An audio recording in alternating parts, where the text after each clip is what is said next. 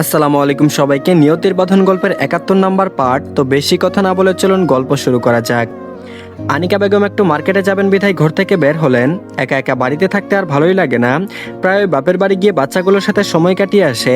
ছেলেটার জন্য মন পুড়ে, খারাপ লাগে, তবুও আসতে বলতে পারেন না। তবে মাঝে তিনি একবার গিয়ে ছেলের কাছে অনেকদিন থেকে এসেছে, কিছুদিন পর আবার যাবেন বলে মন স্থির করেছেন। গেট পেরিয়ে বাইরে এসে দুপা সামনে এগোলেন। গাড়িতে চড়তে ইচ্ছে হলো না আজ, তবে কয়েক পা আসতেই থামতে হলো স্বল্প পরিচিত এক মেয়েকে দেখে। ছেলে দেশ ছাড়ার পর মেয়েটার খোঁজ নিয়ে একবার তিনি কথা বলেছিলেন বটে, তবে পরে আর তেমন খোঁজখবর নেওয়া হয়নি। আজ মেয়ে নিজে তার দ্বারে মিষ্টি এসে ডেকে উঠলেন, তুলি। আনিকা বেগমের ডাকে তুলি মুখ তুলে তাকালো। এই মানুষটা তাকে এতদিন পরও মনে রেখেছে বুঝি। মাত্র তো একটাবার তাদের স্বল্প সময়ের জন্য দেখা হয়েছিল। কই, উনার তো ছেলেটা তো একবারও মনে করেনি। কি আজব, তাই না? তুলি কিঞ্চিত এসে আনিকা বেগমের নিকটে এগিয়ে এলো, ফটাফট বলে উঠল, আপনি কত ভালো আন্টি, একবার দেখে আমাকে মনে রেখেছেন। আর আপনার ছেলেকে বলতে গিয়েও থেমে গেল তুলি। আনিকা বেগম হয়তো বুঝলেন মেয়েটা কি বলতে চেয়েছিল। যদিও ছেলের বিষয়ে এই মেয়ের সাথে কোনো কথাই বলেননি তিনি, কিন্তু সব তো জানেন তিনি। মেয়েটার পানে তাকালেন। খুব বেশি দিন না হলেও মেয়েটাকে যেন আগের তুলনায় অনেক পরিণত মনে হলো। কথার ধাঁচে বোঝা যায় চঞ্চলতা সেই একই আছে, তবে চোখের নিচে কিছুটা কালি জমেছে মেয়েটার। এর কারণ কি? উনার ভাবনার মাঝে তুলি ফের বলে উঠল, আন্টি আপনাদের এই দারোয়ানকে তাড়াবেন, বেটা ভীষণ পাজি। কত করে বললাম আমাকে একটু যেতে দিন, আন্টির সাথে কথা আছে, অথচ শুনলই না। কি খারাপ বলুন? জবাবে আনিকা বেগম হেসে বললেন, তা কেমন আছো মেয়ে? প্রশ্নটা শুনতেই তুলি লজ্জিত হয়ে বলল, দেখছেন আন্টি, আমি জিজ্ঞেস করতেই ভুলে গেছি, সরি। আমি আছি ভালো, আপনি কেমন আছেন? আনিকা বেগম বলল, আমিও ভালো আছি। জবাব দিয়ে পুনরায় মেয়েটার পানে তাকালেন আনিকা বেগম। মেয়েটা দেখতে শুনতে খারাপ নয়, চঞ্চল প্রকৃতির, কিন্তু ভদ্র। ভালোই পছন্দ হয়েছে মেয়েটাকে, কিন্তু ছেলেটা তার একই জায়গাতেই আটকে আছে। ভেবে একটা হতাশার শ্বাস বেরিয়ে এলেন ওনার বুক চিরে। এই পর্যায়ে তুলি তার চঞ্চল ভাব কিছুটা কমিয়ে আনলো। সে এখানে ছুটে এসেছে কিছু আশা নিয়ে, জানে না পূরণ হবে কিনা, কিন্তু চেষ্টা তো করতেই পারে। ভেবে অনুরোধের স্বরে আনিকা বেগমের কাছে আবদার জুড়ে দিল, আন্টি আপনার সাথে একটু কথা ছিল, আপনার সাহায্য প্রয়োজন, আমাকে একটু সাহায্য করবেন প্লিজ। এমন অনুরোধ দেখে আনিকা বেগম আশ্চর্য হলেন। তিনি আবার কি সাহায্য করবেন? মেয়েটার মুখের দিকে তাকিয়ে ওনার কেমন মায়া লাগলো। জানে না কি সাহায্য চাইবে মেয়েটা, সেসব বিষয়ে আপাতত এড়িয়েই গেলেন। তবে ওই মায়াবী মুখপানে তাকিয়ে মেয়েটাকে একটু ভরকে দিয়ে আকস্মাত বললেন, আমার ছেলেটাকে ভালোবাসো মেয়ে। আর এদিকে আজ আবিদের বিয়ে রিসেপশন পার্টি ছিল। রায়ানের ফ্রেন্ড মহলের সবাই এখন বিবাহিত। প্রান্ত বছরখানেক আগে বিয়ে করেছে। কিছুদিন পর বাবাও হতে চলেছে ছেলেটা, শুধু আবিদটাই পিছে পড়ে আছে। তবে আর বেশি দিন পিছনে থাকবে বলে মনে হয় না। সেই অনুষ্ঠান থেকে ৮টা নাগাদ বাড়ি ফিরে এলো রায়ান। বউ বাচ্চাদের নিয়ে বেশি রাত করে থাকতে চায়নি সে। বাচ্চা আর বউকে নামিয়ে রেখে চলে গেল নিজের অন্য কাজে। নিশাত বাড়ি এসে আগে ফ্রেশ হয়ে নিল। ভারী পোশাক পরে থাকতে অসহ্য লাগছিল। ফ্রেশ হয়ে নিচে নেমে এলো। দুই শাশুড়ির সাথে বসে গল্পেও মত্ত হলো। বাচ্চাগুলো তখন ছোট ছোট পায়ে এদিক সেদিক দৌড়ে খেলে বেড়াচ্ছে। ছেলে দুটো হয়েছে একেবারে শান্তশিষ্ট, তার মধ্যে একটা একটু বেশিই নরম। বোন অন্তপ্রাণ, আরেকটা শান্ত হলেও ছোট রাইসার সাথে একদম মিশতে চায় না। তার শুধু ভাইকে প্রয়োজন। আর ছেলে বাচ্চা দুটোই দুজনে তাদের দাদা অন্তপ্রাণ। আরহান সাহেব যেন নাতিদের ছাড়া কিছুই বুঝেন না। আর মেয়েটা সবাইকে ছাড়িয়ে বাপের ছাড়া কারো কথা শুনবে না। সারাক্ষণ তার মধ্যে চঞ্চলতা দেখা যায়। বাড়ির কেউ বুঝে পায় না মেয়েটা এত চঞ্চল কি করে হলো। বাপ তো গম্ভীর আর মা কিছুটা চঞ্চল আর অনেকটা নরম মনের। তাহলে মেয়েটা ঠিক কার মতো হয়েছে? তবে দেখতে পুরো বাপের কার্বন কপি। যে কেউ দেখলে বলে দেবে তারা বাপ বেটি। নিশাত শাশুড়িদের সাথে টিভি দেখায় মত্ত হয়েছিল। তখন ওই ঋষভ ছুটে এসে মায়ের কুলে চড়ে বসে ছোট কণ্ঠে বলল, আম্মা আমার ক্ষুধা পায়। বাচ্চাদের মধ্যে ঋষভই সবচেয়ে নরম, কিন্তু তার কথা একেবারে স্পষ্ট এই বয়সে। আর রাইসার কথা বোধহয় তার বাবা ছাড়া কেউই বুঝতে পারে না। আর রিশানের কিছু কথা এড়িয়ে যায়, তবে তারা এখনো বেশ ছোট। বয়স কত হবে? সবেমাত্র 2.5 বছর চলে তাদের। ছেলের কথা শুনে নিশাত মিষ্টি এসে ছেলেকে জড়িয়ে ধরলো। বাচ্চাগুলো বিয়ে বাড়িতে বসে কিছুই মুখে তুলেনি। ছেলেকে একটা চুমু খেয়ে তাকে পাশে বসিয়ে দিয়ে বলল, এখানে বসো, আমি তোমার জন্য খাবার নিয়ে আসছি। বলেই উঠে গেল। আর ঋষভ উঠে গিয়ে বসলো তার বড় দাদির কুলের মাঝে। নিশাত একটা প্লেটে খাবার এনে সোফায় বসে সবাইকে ডাকলো কাছে আসতে, অথচ কেউ এলো না ঋষভ ব্যতীত। নিশাত আগে ঋষভকে খাইয়ে দিয়ে উঠে রিশানের মুখে খাবার তুলে দিল।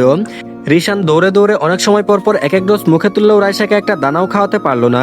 ছেলেকে ঘুরে ঘুরে খাওয়াতে খাওয়াতে এমনিতেই বিরক্ত, তার উপর মেয়ে না খাওয়াতে রেগে গেল নিশাত। মেয়েকে ধমকে উঠল, অথই দ্রুত খাবার খাও। রাইসা তার মাথা এপাশ ওপাশ নাড়িয়ে না বুঝিয়ে বলল, পাপা না আতলে আমি খাবো না। বাপের কথা বলতে নিশাত রেগে আরো জোরে ধমকে উঠল, ফাজিল মেয়ে, সারাক্ষণ শুধু বাপ বাপ করে। এই তোকে আমি দেখে রাখি নাকি তোর বাপ? মায়ের ধমক খেতেই রাইসা কেঁদে উঠল। তা দেখে নিশাত হতাশার শ্বাস ফেলে মেয়ের নিকটে এগিয়ে গেল। কুলে নিতে চাই চাইলো, কিন্তু রাইসা উঠলো না। ঋষভ বোনকে কাঁদতে দেখে ছোট ছোট পায়ে দৌড়ে এলো, ছোট হাতের পিঠে বোনের চোখের পানি মুছে দিয়ে বলল, কাঁদে না বোনু, চুপ করো। বলে দুই গালে দুটো চুমু খেলো। নিশাত শুধু দাঁড়িয়ে দাঁড়িয়ে ছেলে মেয়ের কাণ্ড দেখলো। রিশানও এলো কাছে। ঋষভ মায়ের হাত থেকে প্লেটটা নিয়ে নিচে বসে পড়লো, বোনকে টেনে পাশে বসালো, নিজের হাতে বোনকে খাবার তুলে মুখে পুরে দিল। কিন্তু ওই ছোট হাতখানায় বুঝি একটার বেশি ভাতের দানা উঠলো না। ভাত চার পিসে ফেলে জায়গাটা নোংরা করে ফেললো। রিশান না খেয়ে ভাত হাতে নিয়ে ইচ্ছে মতো ছড়ালো। এসব কাজ দেখে নিশাত মহাবিরক্ত হলো। রাগে বিরক্তিতে চোখে পানি চলে এলো। তখন ওই বাড়িতে প্রবেশ করলো রায়ান। মুখে উচ্চারণ করলো, আমার লিটল বার্ড কই। বলতে বলতে সামনে এগিয়ে এসে ওই অবস্থা দেখতেই থেমে দাঁড়ালো। আর রাইসা বাবাকে দেখেই দৌড়ে এসে বাবার পা জড়িয়ে ধরে পুনরায় ফুপিয়ে উঠলো। মেয়েকে কাঁদতে দেখে রায়ান অস্থির হয়ে মেয়েকে কুলে তুলে নিয়ে বলল, আমার আম্মু কাঁদে কেন, কি হয়েছে আমার সোনার। মেয়ে ফুপিয়ে জবাব দিল, মাম্মা বতেছে, মাম্মা পতা, মাম্মালে বতা দাও। প্রায়ই এমন অভিযোগ মেয়েকে শান্ত করতে রায়ান বউকে ধমকে উঠল, এই নিশাত, তুমি আমার মেয়েকে বকেছ কেন? মেয়েকে একটু সময় দেখে রাখতে পারো না? বাচ্চাদের মতো মেয়ের সাথে লড়তে থাকো। স্বামীর ধমক খেয়ে নিশাতের মুখ গুমরা হয়ে গেল। রেগে বলল, হ্যাঁ সব দোষ আমার, থাকুন আপনার মেয়েকে নিয়ে, পারবো না আপনার মেয়েকে দেখে রাখতে। সারাদিন সবকিছু আমি সহ্য করব, আর বাড়ি ফিরেই বলবে আমি নাকি দেখে রাখি না, থাকবোই না আমি এখানে আর। শেষে কথাগুলো বিড়বিড় করতে করতে উপরে চলে গেল নিশাত। রায়ান হতাশ হলো, এই মেয়েকে কিছু বলাই যায় না। এখন আরো বাচ্চাগুলো হওয়ার পর থেকে মেয়েটার মাঝে কত যে পরিবর্তন এসেছে। বেশি না ভেবে মেয়েকে সামলাতে শুরু করলো। রিমি বেগম এবার বসা থেকে উঠে দুই নাতিকে পরিষ্কার করে দিয়ে নিজের সাথে নিয়ে চলে গেলেন। পেছন থেকে সাথী বেগমও চলে গেলেন। রায়ান পুনরায় মেয়ের জন্য খাবার এনে খাওয়াতে বসলো। এখন একেবারে শান্ত মেয়ের মতো খেয়ে নিল রাইসা। এই মেয়েটাও তার এত পাজি, সারাক্ষণ শুধু পাকা পাকা কথা বলা আর মাকে জ্বালানো।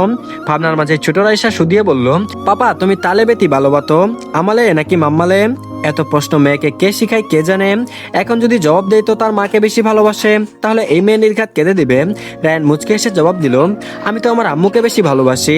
জবাব শুনতে রাইসা খুশি হয়ে দু হাতে তালি দিয়ে উঠলো। ফের বলল, তাহলে তুমি মাম্মার সাথে থাতো কেন? প্রশ্ন শুনে রায়ান তবদা খেলো। কতক্ষণ মেয়ের পানে তাকিয়ে থেকে বলল, কারণ তোমার মাম্মাকেও আমি একটু একটু ভালোবাসি তাই। এবারে জবাব শুনে মনপুত হলো না রাইসার, চোখ দুটো ঝাপসা হয়ে এলো। দু হাতে আবার গলা জড়িয়ে ধরে বলল, না তুমি মাম্মালে ভালোবাসবা না, তুমি শুধু আমালে ভালোবাসবা। আল তাওতে না, মাম্মা পতা, খালি আমালে মালে। রায়ান মেয়েকে দু হাতে জড়িয়ে নিয়ে বলল, তাহলে মাম্মাকে তার আব্বুর কাছে পাঠিয়ে দেই। রাইসা বলল, দাও। মেয়ের ফুপানোর স্বরে কথা শুনে রায়ান মুচকে এসে বুঝিয়ে বলল, তাহলে মাম্মা তো আমাদেরকে ছেড়ে থাকতে কষ্ট হবে লিটল বার্ড, আমাদের তো মিস করে কান্না করে ফেলবে তখন। মা কান্না করবে শুনতে রাইসা মাথা তুলে তাকালো, বুঝধারের মতো বলে উঠলো, ঠিক আছে তাহলে পাঠাতে হবে না, আমি অ্যাডজাস্ট তুলে নিব। রায়ান এবার উচ্চস্বরে হেসে দিয়ে বলল, ওলে আমার বুঝদার বাচ্চা, আমার লিটল বার্ড। বলেই মেয়েকে কাতুকুতু দিতে শুরু করলো। ফলস্বরূপ রাইসা উচ্চস্বরে হেসে উঠলো। দুজন সেখানে বসে প্রায় ঘন্টা পার করলো। রায়ান চেষ্টা করলো মেয়েকে ঘুম পাড়াতে, অথচ মেয়ে ঘুম পাড়ার নামও নিল না। রায়ান শেষে উঠে নিজেদের রুমের দিকে অগ্রসর হলো। দরজা পেরিয়ে ভেতরে আসতেই দেখলো নিশাত কাচুমাচু হয়ে শুয়ে আছে। রায়ান ছোট ছোট করে বৌমাকে ডেকে উঠলো। ডাক শুনতে নিশাত রেগে বলল, দুটোর একটাও রুমে আসবেন না, যান মেয়েকে তার দাদায়ের কাছে দিয়ে আসুন, আর আপনি যেখানে খুশি সেখানে যান। মায়ের অর্ধেক কথা বুঝতে রাইসা বাবার গলা জড়িয়ে ধরে বুক লেপটে থেকে বলল, আমি পাপালতাতে থাকবো, তুমি দাও এখান থেকে। মেয়ের কথা বুঝতে পেরে নিশাত উঠে বসে মেয়ের পানে চোখ পাকিয়ে তাকালো, অথচ মেয়ে তা দেখতে পেল না। হঠাৎ নিশাত মেয়ের মতো ফুপিয়ে উঠে অভিযোগের স্বরে বলল, সব কয়টা মির্জাফর, কষ্ট করে আমি জন্ম দিলাম, আর সব কয়টা শুধু বাপ বাপ করে। আর বাচ্চাদের বাপকে দেখো, বাচ্চারা আসতে আমাকে ভুলে গেছে, কেউ আমাকে একটুও ভালোবাসে না। বলেই পুনরায় শুয়ে পড়লো। এবার ও মায়ের অভিযোগ কিছুটা বুঝতে পেরে রাইসার বুক থেকে মুখ তুলে বড়দের মতো জবাব দিল, তুমি তুপ থাতো মাম্মা, পাপা বলেতে থে তোমাতে ইত্তু ইত্তু ভালোবাতে। এই মা মেয়ের কথোপকথন শুনে এবার রায়ানের মুখ কাদো কাদো হয়ে গেল। মেয়েকে সামলাবে নাকি মেয়ের মাকে সামলাবে বুঝলো না, আর মেয়েটা তার কেস খাইয়ে দিচ্ছে। রায়ান মেয়েকে ছোট করে বলল, তোমার মাম্মা কাঁদছে, যাও তাকে সরি বলো, আর একটু আদর করে দিয়ে আসো তো আমার আম্মু। বলেই বিছানায় নামিয়ে দিল। রাইসা গিয়ে মায়ের উপর শুয়ে পড়ে জড়িয়ে ধরলো। মায়ের মুখ জুড়ে ছোট ছোট চুমু খেতে খেতে বলল, থলি মাম্মা, আর দুষ্টুমি তলবো না, তান্না তলে না মাম্মা। বলে ছোট ছোট হাতে মায়ের চোখ মুছে দেওয়ার প্রয়াস করলো। মেয়ের কাজে আর কথায় নিশাতের মুখে হাসি ফুটে উঠলো। সপ্তাহে এমন ঝগড়া তাদের 5 দিনই চলে। নিশাত মেয়েকে বুকে টেনে নিয়ে জড়িয়ে ধরে বলল, অনেক পাকনামো হয়েছে, এবার ঘুমাও। রাইসা এবার চোখ বুজে নিল। কিছুক্ষণের মাঝেই রাইসা ঘুমিয়ে পড়লো।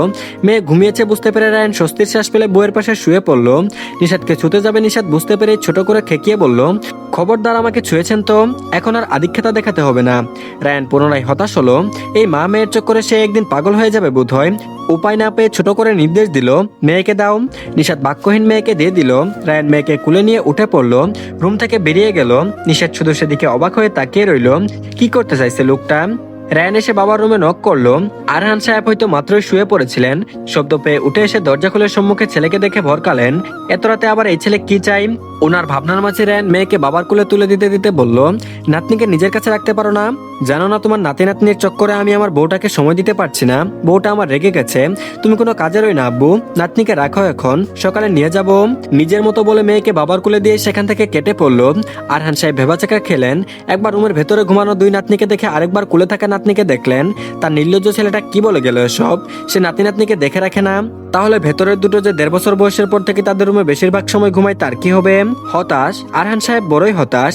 ছেলেটা ওনার আর ভালো হলো না। ছেলেটার ভাগ্য ভালো যে তার ছেলেটা তো শান্ত হয়েছে, কিন্তু মনে মনে দোয়া করলেন যেন এই এক মেয়ে তার ছেলেটাকে নাকানি চোবানি খাইয়ে ছাড়ে।